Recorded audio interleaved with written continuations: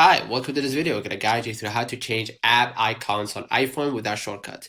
You can utilize third-party apps like Icon, Themer, Launch Center Pro, or Color Widgets to install custom icon packs without any shortcut pop-ups. But alternatively, you can change the color or style of your default app icons, right? Apple's built-in iOS feature allow you to do this native to your settings. So long press an empty space, right? Tap edit in the top left corner. Press customize, second option.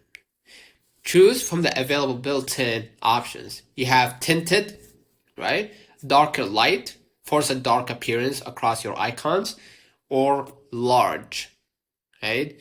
You can switch from small to large and choose a color, right? Light, or you could choose automatic here, or tinted to choose a preference here, if you have a preference, right?